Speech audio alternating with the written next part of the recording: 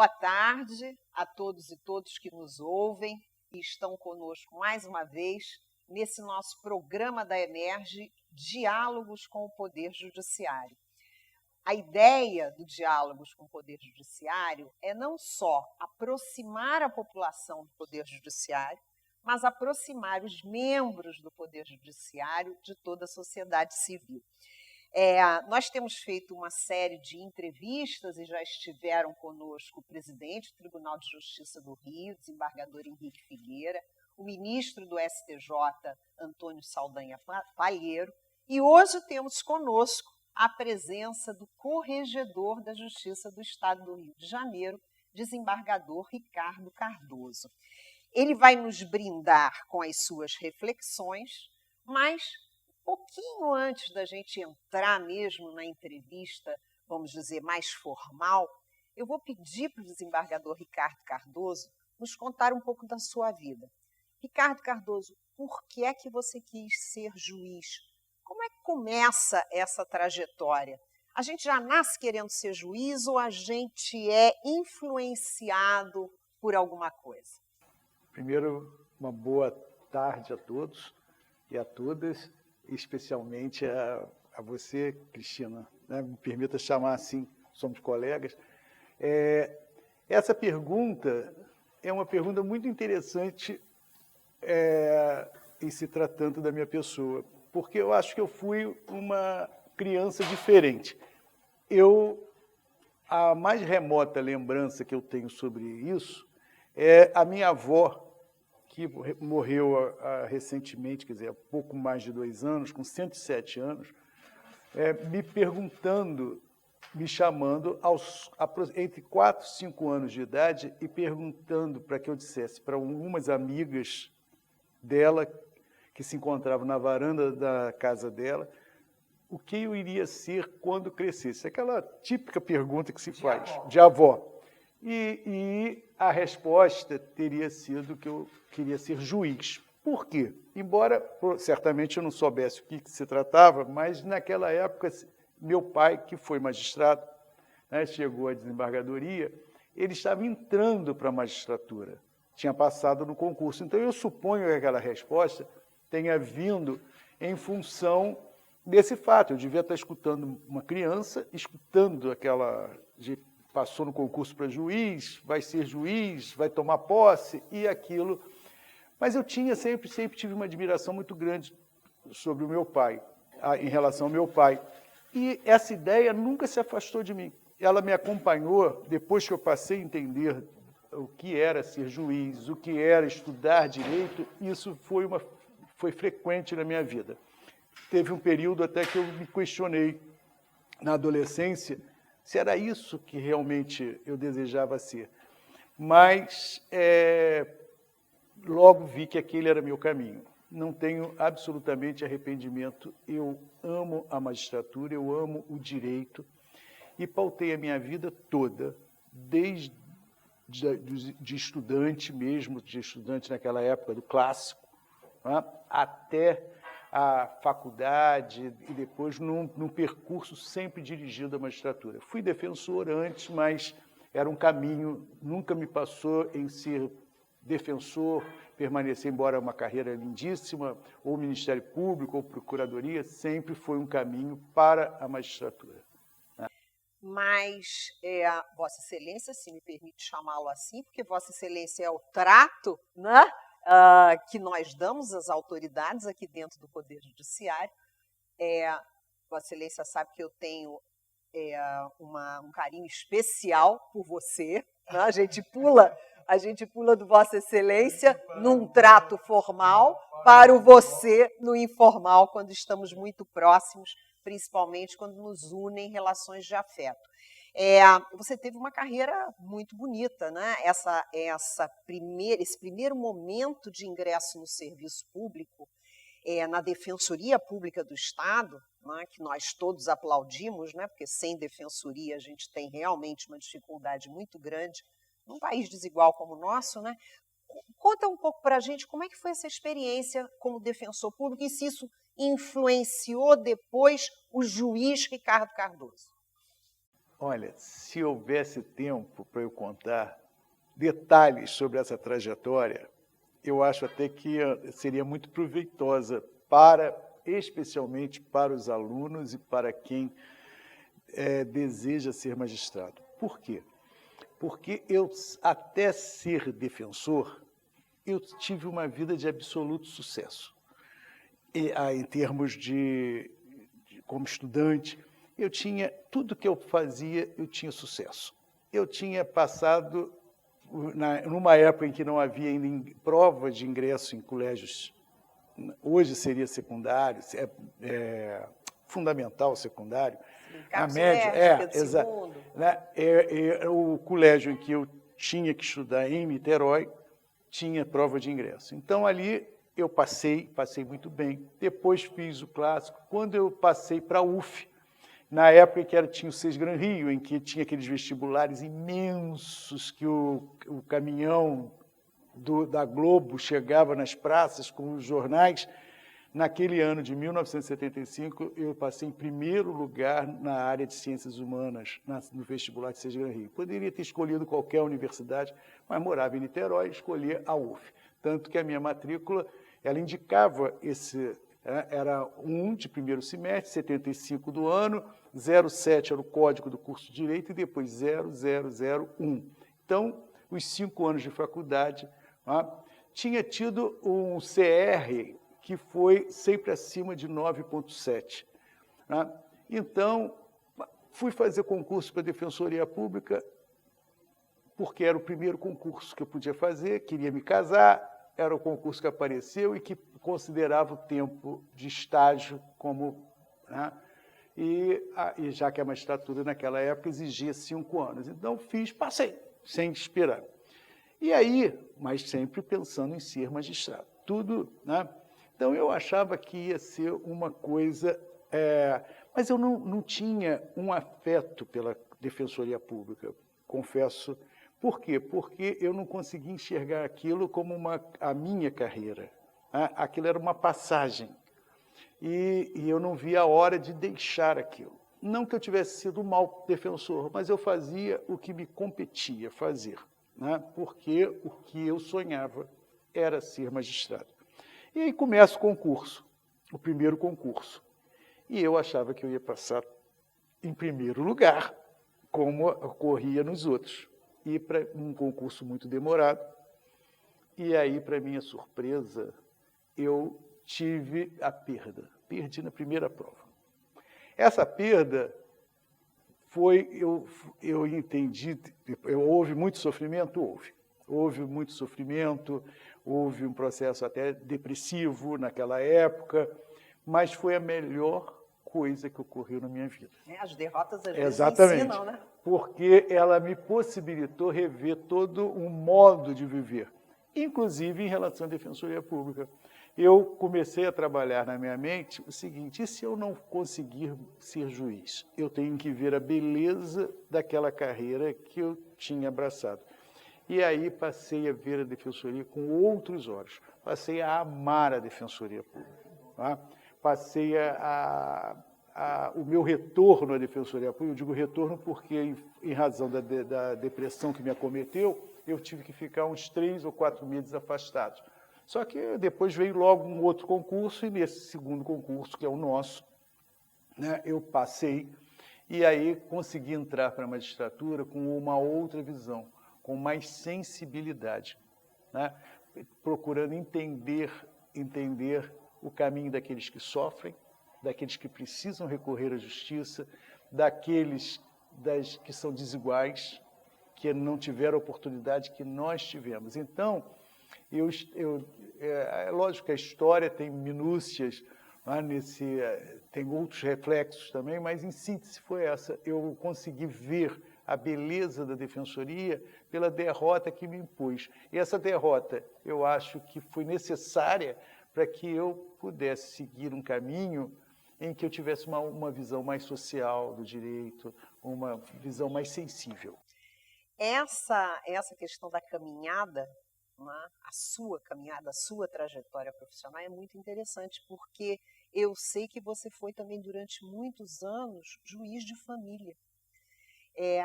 Conta um pouquinho para a gente, como é que foi essa tua trajetória na vara de família? 15ª vara de família daqui da capital, não foi? Também foi uma coisa assim que ocorreu por acaso. Por quê? Nós fomos promovidos, né, em 1994. E a promoção, embora por merecimento, me coube uma vara em Campo Grande. Naquela época, eu tinha, na fase nossa de juiz regional, o juiz regional, já que nós estamos com um público que, às vezes, leigo, né, é o juiz que tem a função de substituição, quando o titular se afasta por férias, alguma coisa. Eu sempre fui criminal, da área criminal, naquele primeiro momento. Tá? As varas criminais eram mais fáceis de acumular. Então, tinham me aconselhado, em 1988, olha, diga que você a sua especialidade, diziam assim, é o do crime. E eu, que não tinha nunca atuado no crime propriamente, adotei isso e acabei, nesse período de 6 anos, entre entrar para a magistratura e me tornar titular aqui da capital, né, eu atuei na área criminal. E acabei gostando, né, mas me coube uma vara civil em Campo Grande. E isso daí vai ser transitório, meu objetivo era ir para uma vara civil aqui do centro, mas eu precisava sair de Campo Grande, porque eu, morando em Niterói, era muito, né, o deslocamento era difícil. E como não se exigia naquela época o interstício de 2 anos, hoje isso não é possível, mas naquela época não havia isso, né, eu fui me aproximando. Então, do cível de lá, eu vim para o cível na Ilha do Governador, e aí eu precisava aparecer uma vaga aqui, né, que era a 15ª de família, que nunca tinha passado na minha cabeça em ser juiz de família, porque eu queria vara civil. Mas para chegar mais próximo, que aí, né, eu aceito, vou para a 15ª de família. E mais uma vez lá, eu fui pego, surpreendido com isto. Quer dizer, eu passei a adorar aquela matéria, porque me dava a oportunidade de conjugar a lei com a sensibilidade que todo magistrado deve ter. Hoje digo, às vezes, assim, todo juiz devia passar um tempo numa vara de família ou numa vara da infância, para adquirir essa sensibilidade. A gente, às vezes, eu digo, é muito fácil você aplicar a lei objetivamente. A lei está ali.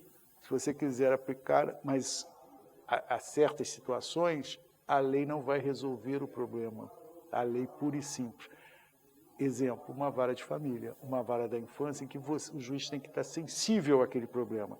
Tá? Então, e aí fiquei lá até me tornar desembargador. Né? Durante 8 anos eu fiquei à frente da 15ª Vara de Família, que também foi uma escola para mim, em termos de dar a prestação jurisdicional da melhor forma possível. É interessante porque as varas de família, assim como outras varas também, mas particularmente as varas de família, não sei se você vai concordar comigo, além de realmente, vamos dizer assim, superficializarem a nossa sensibilidade, porque, na verdade, problemas de família, todas as famílias têm. Exatamente. Tá? Mas nos dá também a oportunidade de trabalhar em equipe. Perfeitamente, não é? Exatamente. Você não acha? Porque na vara de família você não trabalha sem a assistente social, não. Sem o psicólogo, sem o oficial de justiça. Você se defronta realmente com momentos de muita tristeza, de muita dramaticidade, né? Você gosta de trabalhar em equipe? Me parece que sim. Sim. Eu não entendo o trabalho que não seja em equipe.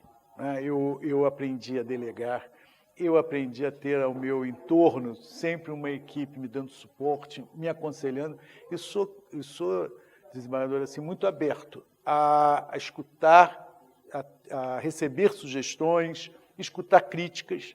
Agora mesmo na corregedoria, os meus juízes auxiliares, é comum eu ter, ao final do dia, sempre um diálogo conjunto com eles, E às vezes eu digo, olha, vamos fazer dessa forma, eu quero isso. Aí um desembargador pensa que se o senhor for por esse caminho, vai ocorrer isso, a gente pode chegar a esse mesmo objetivo que o senhor tem. Então, eu acho isso essencial, a gente saber ouvir, né, e extrair o que é melhor para aquele problema que nos é dado a solucionar. Então, eu sempre trabalhei em equipe.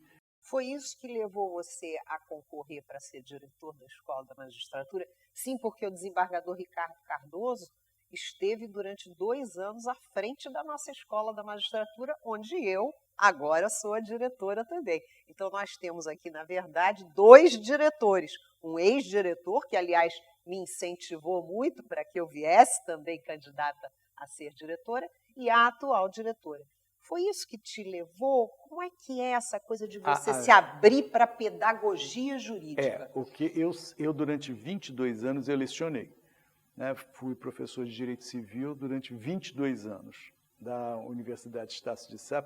Comecei na universidade, hoje universidade, né, que é a Augusto Mota. No início da minha carreira, logo depois de formado, eu fui convidado a dar aula lá, fiquei uns 5, 6 anos, depois fui para a Universidade Estácio de Sá e fiquei só deixei quando cheguei à desembargadoria, que deixei o magistério jurídico, ainda fiquei uns 3 anos, depois eu vi que não estava dando para conjugar, né, e aí eu tive que deixar.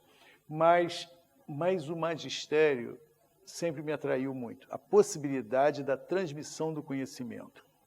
E é uma troca, a gente pensa sempre como transmissão de conhecimento, mas, na verdade, é uma troca de conhecimento, né?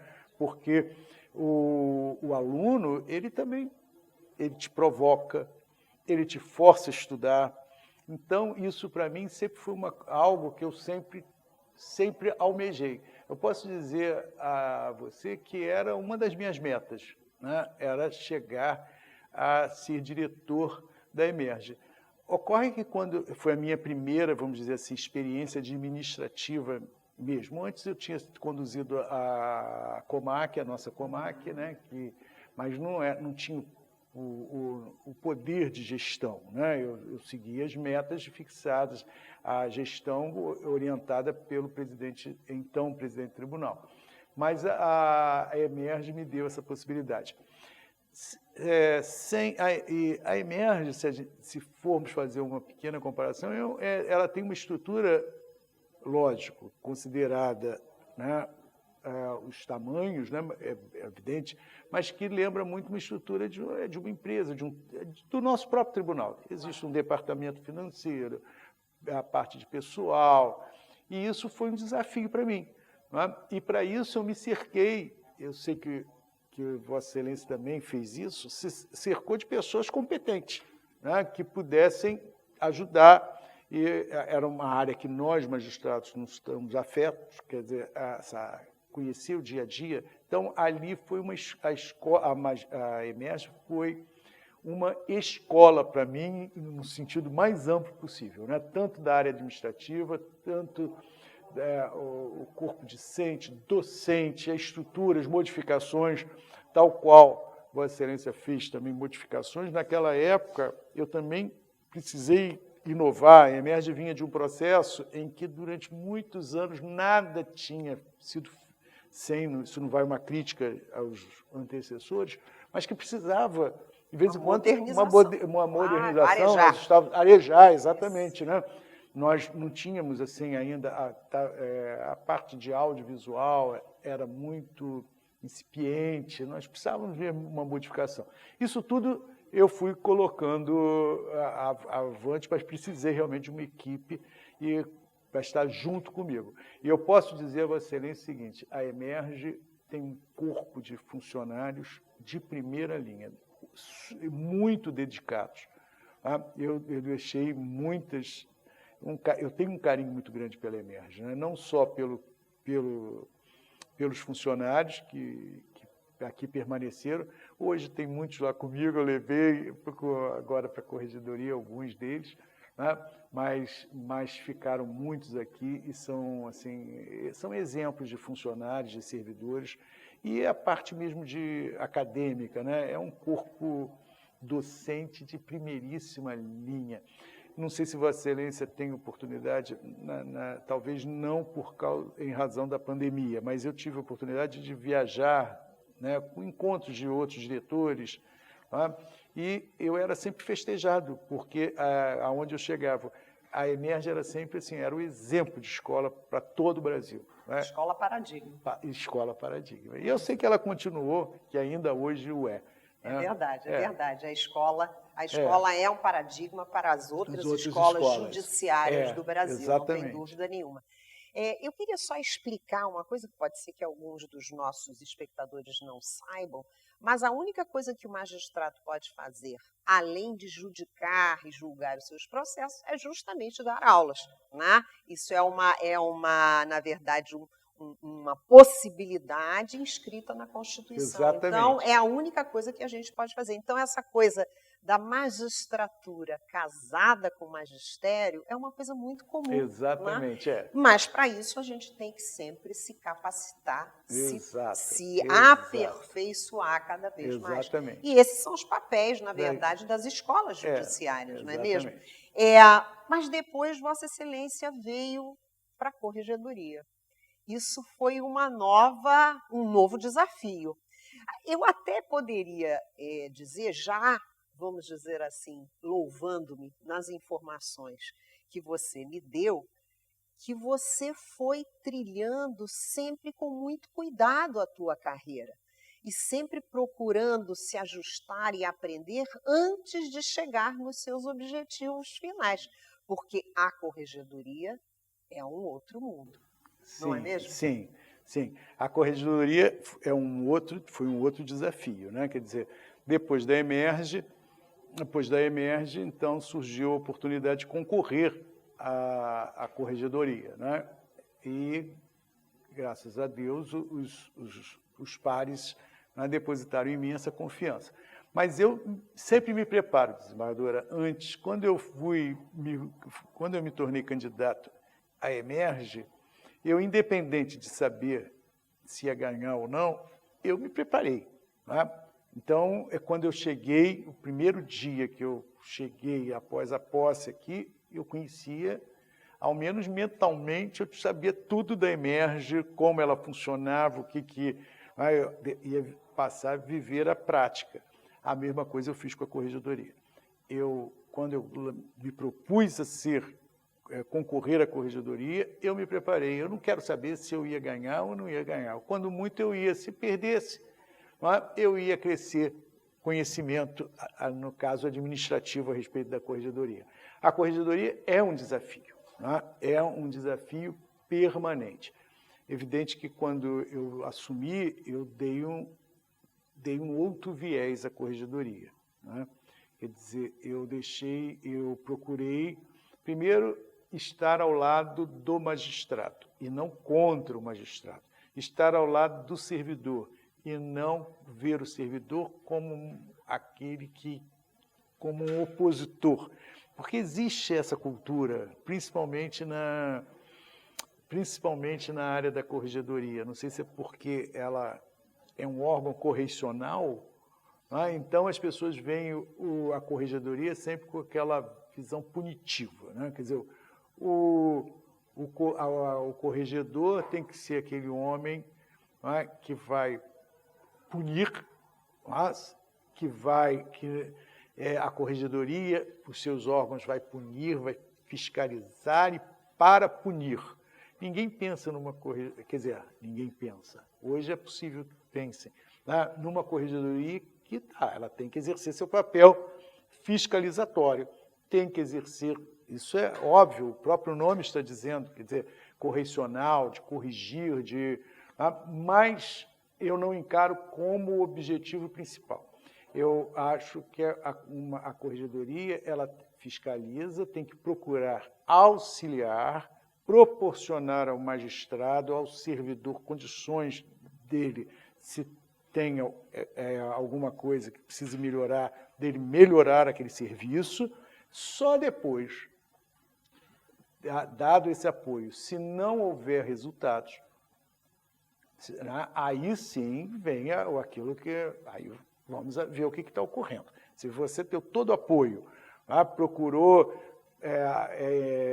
mostrar que a gestão está errada, que precisa melhorar aqui, porque a gestão é essencial. Eu estou convicto de que nada vai funcionar bem se não tiver um bom gestor. E não admito assim, que diga, mas eu fiz concurso para se julgar, não fiz concurso para ser gestor. Negativo. Quando o juiz faz concurso, ele sabe que tem uma parte que vai ter que ser gestor e a parte para julgar. Então, eu não aceito esse tipo de coisa. Mas você precisa dar, nós temos que reconhecer, realmente tem uns, que uns têm mais queda, pendor para aquilo, outros não. Aqueles que têm menos, nós vamos ajudar, vamos estar ali do lado. A mesma coisa o servidor. Eu não tenho aquela... Agora, o servidor também tem que dar contrapartida para que... Então, a minha gestão está sendo dirigida nisso, quer dizer, não é uma corregedoria, que eu costumo dizer, policialesca. É uma corregedoria que ela pretende que estejam esses dois atores, né, estejam ao lado, caminhando junto, né, para proporcionar o quê? Qual é o produto final de tudo, da nossa atividade toda? É a prestação jurisdicional. Então, o serviço tem que ser o melhor possível. Exatamente, porque, na verdade, a palavra corregedoria vem do latim corregere, que significa fazer ajustes para levar ao bom termo. Então, na verdade, essa prática pseudo-sancionatória, ou punitiva, ou policialesca, que foi a palavra que você usou, efetivamente não faz parte, vamos dizer, da raiz corregedoria. Exatamente. Porque o que se objetiva, efetivamente, é isso. Que Vossa Excelência disse, falou, na verdade, é levar a bom termo. Levar a bom termo o quê? Aquilo onde há uma falha. Então, vamos ver qual é a falha, vamos fazer tudo para supri-la, para que ela não volte a ocorrer e para que possamos levar o objetivo, né, do serviço judiciário a bom termo. Né? Mas eu acho que a sua sensibilidade, aurida dos tempos de defensoria pública e aurida dos tempos de vara de família, talvez tenha ajudado nisso, ou não ajudou? Não, sim, sem dúvida. A experiência também junto à COMAC, que é a Comissão de Qualidade do Tribunal, também foi muito valiosa para mim, porque me deu uma oportunidade de verificar as necessidades do primeiro grau, né? Porque, na realidade, a corregedoria, o que ela faz? Ela fiscaliza, ela coordena métodos de gestão, ela tem também uma atividade da qual eu não falei, né, da parte extrajudicial, depois nós podemos até conversar, mas quando se trata de saber se precisa, por exemplo, criar uma outra vara, já é o papel da presidência do tribunal. E quando eu estive lá, né, foi numa fase muito difícil, foi na gestão do desembargador Luiz Fernando Ribeiro de Carvalho, né, foi um período muito difícil para o Poder Judiciário, o Estado estava em crise, e o desembargador Luiz Fernando também me delegou quase que amplos poderes para poder gerir o primeiro grau. Né? Ele deixou, foi uma fase assim que talvez nunca um desembargador, presidente da COMAC, tivesse tido tanta autonomia quanto eu tive naquela época. Isso foi bom, né? Foi muito bom porque me deu a oportunidade de conhecer bem o primeiro grau. Talvez não entendam quem nos assista, nós desembargadores, quando subimos, nós nos afastamos, infelizmente, um pouquinho do primeiro grau. Isso é natural. Nós não estamos mais com um convívio diário com os juízes. Então, o enfoque é outro, é a jurisdição em grau de recurso. Né? E aí, com o tempo, a gente vai deixando de conhecer os problemas efetivos do primeiro grau, né? Aonde está precisando de um ajuste, aonde não está, até que se chegue em funções como essa que você, forçosamente, tem que conhecer. Né? E que foi o que ocorreu. Então, foi uma experiência ali dessa comissão que me deu a oportunidade de analisar todas as varas do primeiro grau, né? né, a parte de conversar com juízes, ver, e foi uma fase que me fez compreender muito como os juízes são dedicados, desembargadora. De um modo geral, os nossos magistrados são dedicadíssimos. Existem magistrados que não são dedicados, que não gostam muito do... Existem, assim como existe em qualquer lugar. Tá? Mas são poucos. Hoje eu defendo os juízes ferrenhamente, ainda como corregedor, mais ainda, porque eu sei que são dedicados. São quando nós damos eles, como se diz aí, correm atrás, eles querem mostrar o serviço, eles querem... Né? É lógico, existem os maus magistrados, como existem maus médicos, maus dentistas, maus professores, etc. e tal. Mas não é isso que, às vezes, buscam passar para a sociedade. Isso o juiz trabalha, e o servidor também ele é dedicado. Existem maus servidores? Igualmente, existem em todas as áreas. Então, a Comac me deu essa oportunidade de ver, de sentir. Então, depois veio a Emerge, né? Então, conjugou, né? Eram os cursos, fazer com que os juízes, que até então, os juízes não vinham quase aos cursos. Você abria um curso, eram 5, 6 juízes inscritos.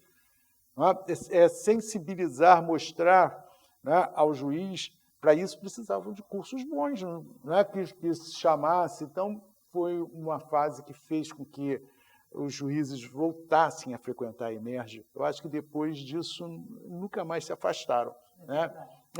Mas até então eu escutava os colegas diretores reclamando, poxa, abri um curso, só tem 3, 4 inscritos. Não, foi uma época em que às vezes tinha excesso, né? Como hoje eu vejo que tem às vezes. Né? Então era uma coisa...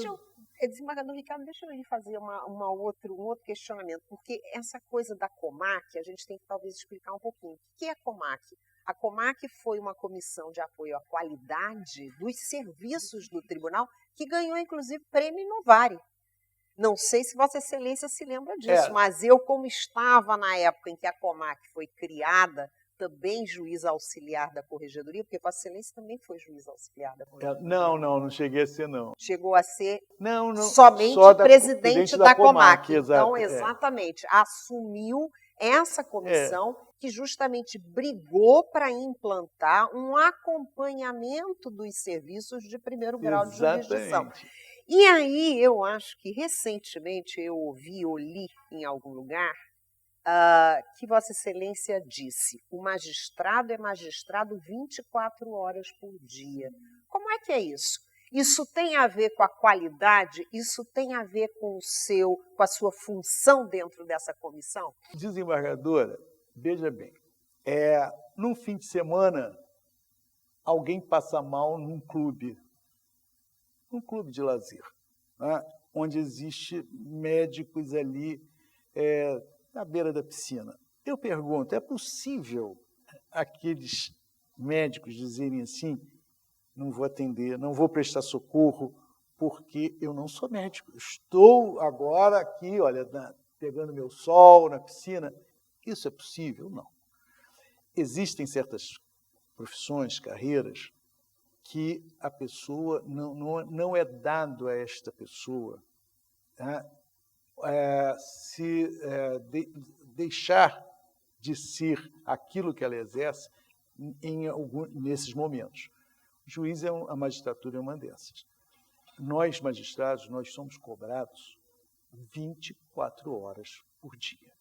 Desde a nossa postura, a sociedade espera de um juiz, de um magistrado, um respeito, um entendimento, um bom senso. Eu não posso chegar numa sexta-feira e dizer assim: agora eu vou para casa e não sou, mas sou um cidadão comum, vou ali para o bar da esquina, vou me embebedar, porque não sou magistrado. Isso não é possível, assim como um médico não deixa de ser médico, quando ele está em um momento dele de lazer. Me ocorre, por exemplo, desculpe lhe interromper, quando você está num voo internacional e às vezes alguém passa mal. E o comissário ou a Pergunta, comissária vem exatamente. perguntando, existe algum médico a bordo que possa ajudar aqui? Ou o padre. O Né? padre, O padre exato. que, de repente, tem que dar uma extrema unção a alguém que está falecendo naquele momento. Então, realmente, e para isso foram criados os plantões judiciários, né? Até para incentivar isso. Exatamente. Tá? E isso é tão cobrado, as pessoas não percebem. Eu, como vim de uma família em que meu pai era magistrado, nós chegamos a cobrança tão forte que, às vezes, nós perdemos a identidade. Eu me recordo que quantas vezes se referiam a mim e aos meus irmãos como o filho do juiz. Né?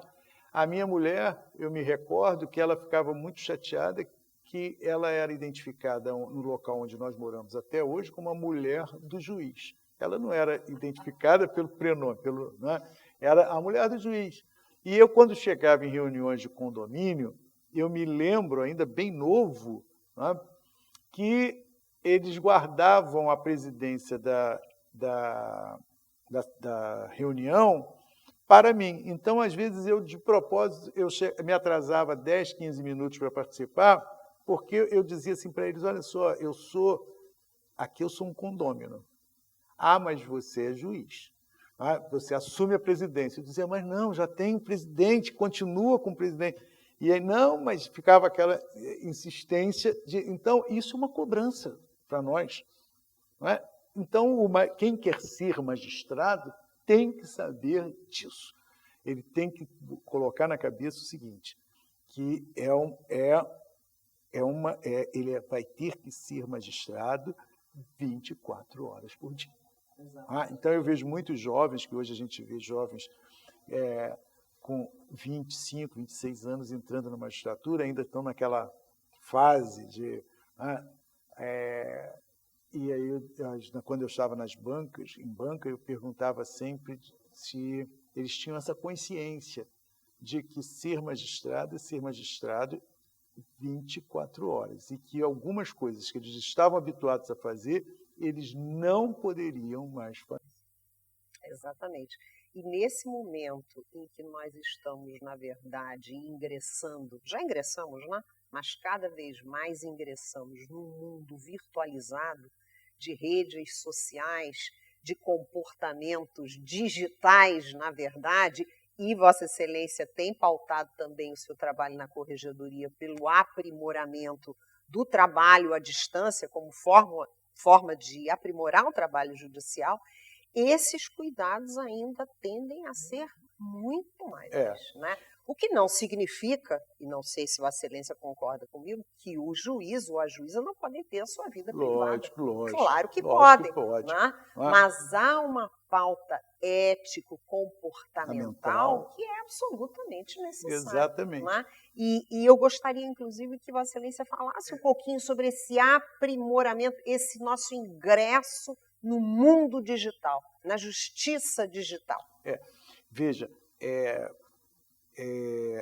até muito interessante. Eu vou até fazer uma palestra para procuradores do Estado, agora em meados de outubro, sobre isso, o julgador e as mídias, tá? Exatamente sobre esse tema. Porque hoje, né, é um fato, né, e nós temos que ter um imenso cuidado sobre isso. Né? O mundo digital está aí, o trabalho virtual está aí, o trabalho à distância, e não vai haver retrocesso, é impossível. Né? Hoje está incorporado, e não, por mais que a gente veja, às vezes eu fico acompanhando algumas discussões em grupos do qual eu faço parte, de colegas que eu acho que talvez ainda não perceberam, não tiveram, que insistem que no retorno ao mundo que não é mais possível, acabou. Né? Exatamente. Então não tem mais, é aquilo, trabalho à distância. Evidente, eu tive numa entrevista que eu dei, eu até esses colegas, né, me criticaram, porque eu disse, o trabalho à distância veio para ficar. né? Não tem mais como... e é uma coisa boa, porque nós podemos ajustar, compatibilizar as necessidades daquele servidor, do magistrado. Isso não quer dizer que não vai ter mais um juiz na comarca, ninguém vai precisar... Não, nós vamos ter que encontrar aí um meio termo, né, em que o juiz, o servidor, se faça presente em alguns momentos, mas que ele possa produzir à distância, porque isso é bom para ele, é bom para a sociedade, traz economia, traz mais tempo. Eu tenho um servidor que mora numa cidade, em Rio Bonito, trabalha comigo há mais de 20 anos. O deslocamento dele era 2 horas diárias, 2 para vir, 2 para voltar. Quer dizer, hoje ele trabalha e produz muito mais. Claro, porque nessas 2 horas ele não trabalhava, ele não produzia. Então, isso são coisas que nós temos que pensar. Agora, faz falta a convivência, faz falta o lado social? Faz. Então, é só achar um meio termo. Ninguém está dizendo que não se virá mais ao fórum, não se virá mais... Mas nós vamos ter que começar com isso, trabalhar com isso, e virão outras. Não tenha dúvida, desembargadora, não tenha dúvida que nós vamos chegar, não sei se é para a nossa geração, não é? Porque esse trabalho, isso viria de qualquer jeito, o trabalho à distância foi antecipado com a vinda, com a pandemia, né? Então a coisa acelerou. Mas talvez ocorresse mais uns anos à frente, no modo que hoje está ocorrendo. Mas não tenha dúvida que nós vamos chegar a um ponto que nós vamos precisar mais ter varas regionais, varas disso, varas daquilo, porque vai ser tudo à distância. Quer dizer, o juiz com competência civil daqui, vamos ter juízes com competência civil, juízes com competência fazendária, para atuar em todo o Estado, porque se faz à distância. Que sai em todo o país, né? Que sai em todo o país. É a cooperação judicial. Exatamente, que sai em todo o país. Exatamente. Quer dizer, equalizando melhor o trabalho. Isso tudo. Agora, se falar isso hoje, a gente parece assim, não, isso é impossível, mas vai ocorrer num determinado momento. Isso. E isso não significa que nós vamos deixar de ser sensíveis, nós vamos deixar de conhecer as pessoas atrás da telinha, não é? Na verdade, a gente está tendo que mudar o nosso comportamento. Exatamente. Eu li recentemente também numa reportagem que nós temos que nos acostumar com a nova netiqueta. Exato, é uma etiqueta da época da internet, né? Exatamente. Então, é claro que vínhamos trajados, como estamos hoje aqui presencialmente, de forma elegante, etc., etc. Atrás da tela, eventualmente podemos estar mais à vontade, mas o que não significa que temos que dispensar ou que poderíamos dispensar determinados comportamentos. Tem que se lembrar de fechar o microfone, não é mesmo? Tem que se lembrar que não pode botar o dedo no nariz, porque está todo mundo vendo. Então, assim, enfim, essas coisas não significam dizer que não vamos ser os magistrados sensíveis que a sociedade civil precisa. E Vossa Excelência está trabalhando com isso também, porque aumentou, e eu tomei conhecimento disso e aplaudi, como tudo que Vossa Excelência faz, o Núcleo de Depoimento Especial da Criança e do Adolescente, o NUDECA, que é exatamente, segundo a pauta do CNJ, esse espaço mais acolhedor para os depoimentos de crianças e adolescentes. Como é que está funcionando isso? Exatamente. Nós estamos implantando em todas as comarcas, dentro das nossas possibilidades, porque enquanto nós não tivermos o concurso para servidores, nós estamos com uma carência de servidores. O fato é que nós estamos com uma carência. Precisa de é uma carência em termos, porque nós temos que nos ajustar também. Hoje as varas não precisam de tantos servidores como antigamente. Né? Então, nós estamos assim, equalizando. Agora lançamos fizemos um estudo de equalização de servidores, mas para dividir melhor. e pensando que o futuro está aí e que nós não vamos precisar daquele número imenso de servidores em cada serventia, em cada vara, né, porque está tudo digitalizado. Bem, mas nós ainda não temos o suficiente para sair implantando em todos, mas já demos início a criar os núcleos que são necessários por imposição do CNJ e pertinente. Não é porque é necessário, porque realmente isso é importante, né? A gente ter um local especial, né, para que sejam ouvidos as crianças, os depoimentos sejam colhidos, isso é essencial. Não, o juiz não pode, nós não podemos expor aquele menor, não é, a uma situação que é de constrangimento, sim, porque ele não está acostumado a viver a justiça, né? Então a gente sabe, se para nós que estamos, às vezes, ir à presença de um juiz em condições particulares, quando nós temos... É atemorizante. É atemorizante, imagina para quem está fora da nossa casa, né? E é menor. Então, isso é prioridade nossa e nós vamos continuar. E o presidente Henrique está nos dando muito apoio nisso tudo. Nós estamos trabalhando muito juntos, né? A presidência e corregedoria, graças a Deus, nós estamos num processo assim que é de muita interligação.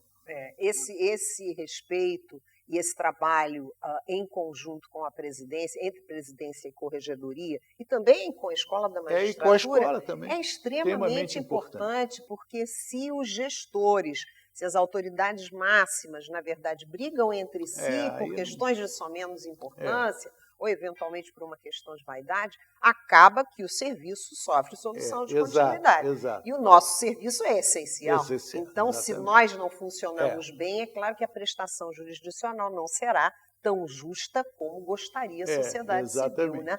Mas eu queria aproveitar, já que nós estamos quase terminando o nosso tempo, e eu queria lhe pedir que falasse um pouquinho sobre o trabalho e dessa correição da Corregedoria de Justiça nos cartórios extrajudiciais, que é uma questão que também causa perplexidade.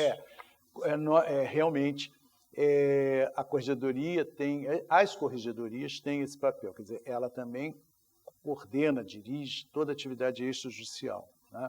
Normatiza. E aqui nós estamos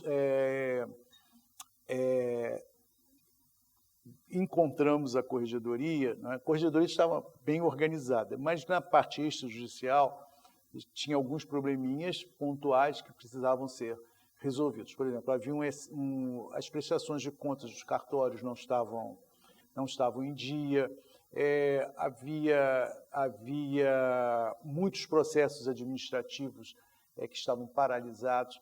Então, nós hoje, graças a Deus, nós estamos com os cartórios todos com as suas prestações em dia, praticamente todos, talvez menos de 5% ainda persistem, mas aí estão com os processos abertos, já disciplinares, porque não prestam contas.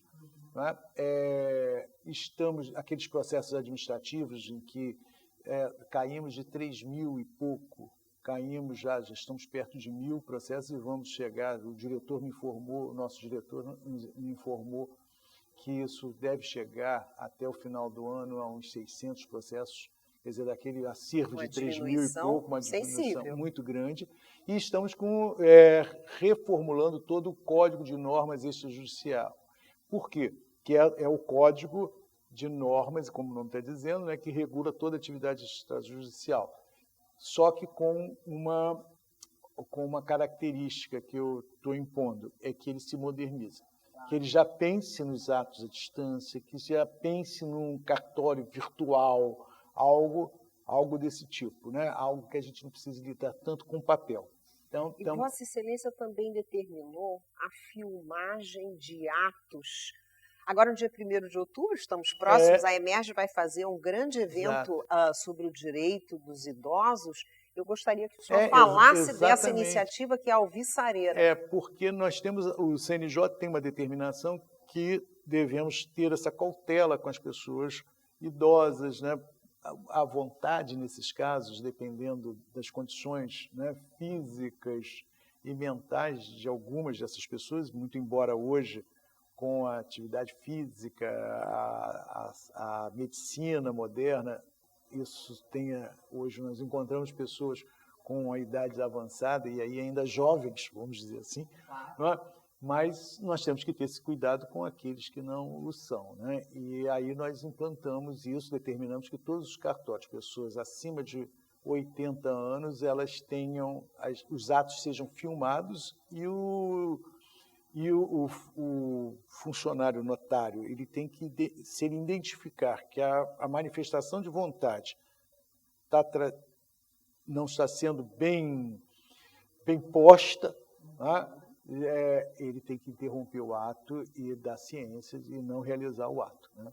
Já temos exemplos de fatos? Isso tudo começou exatamente por força de um problema que nós tivemos, que nos foi noticiado. Interessante. Entende? Ali esse processo foi aberto para se aferir o que tinha realmente e resultou, então, nessa determinação minha para que isso tudo fosse,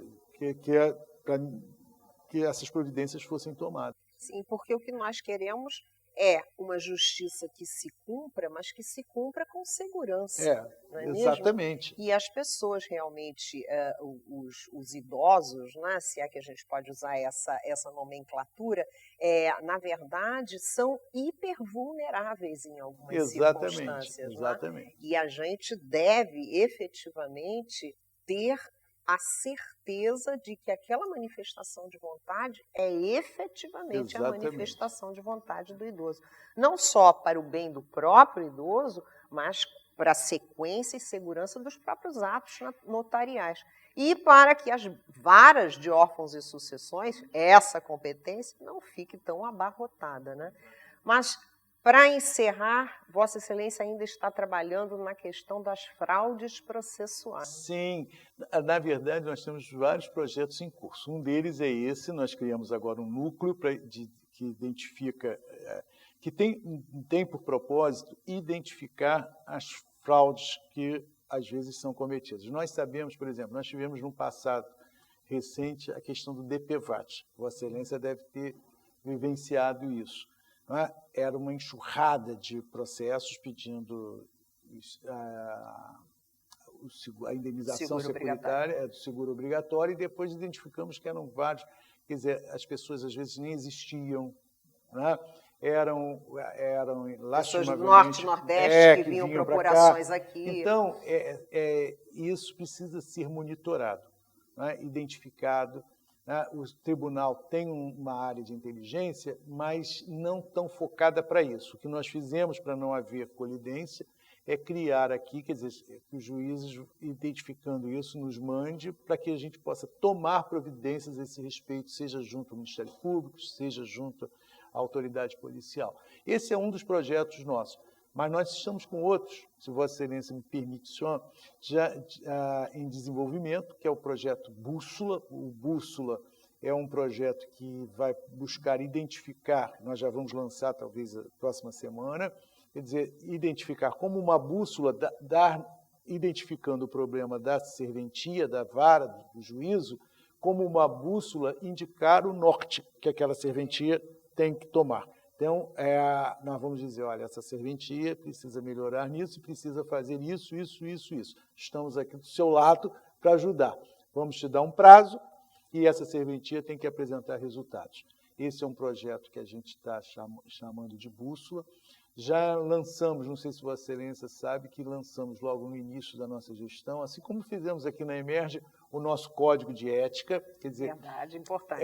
Que até trouxe para a unidade presente. Que maravilha. É o Código de Ética da Corregedoria de Justiça. Então, hoje, todos os nossos servidores, eles estão obrigados a seguir as regras previstas no Código de Ética, fazer um trabalho de compliance que a gente está empreendendo, né? E agora se tornou um objetivo do tribunal. O presidente Henrique pretende fazer a mesma coisa, né? E temos o projeto Lupa, que é o projeto que vai, a cada serventia, ver os pontos nefrálgicos daí. Lançamos também esse Infância Protegida, que vem que vem de encontro... Maravilha! Infância Protegida, esclarecimentos sobre o combate à exploração e ao abuso sexual de crianças e adolescentes. Exatamente. Parabéns, corregedor. Parabéns. E temos também aqui um canal em que eu diria, servidoras e servidores, né, pode nos comunicar o assédio. Maravilha. Quer dizer, é aquele servidor que está sendo assediado moralmente, aí todos os tipos de assédio, né? Ele, mas no âmbito do tribunal. Tá? Claro. Não é não fora, do lado de fora. Aquele que o seu chefe está assediando moralmente. Um outro servidor ou magistrado e magistrado. Ou magistrado que está assediando. Sim. Então, hoje, o nosso servidor tem esse canal para ele levar o assunto à corregedoria, tudo em absoluto sigilo, para não expô-lo, né, para que a gente possa averiguar e fazer cessar. São vários projetos que nós estamos desenvolvendo. Desembargador Ricardo Cardoso, a Emerge se sentiu muito honrado com a sua presença. Eu fiquei, como diretora-geral, muito feliz com essa nossa conversa.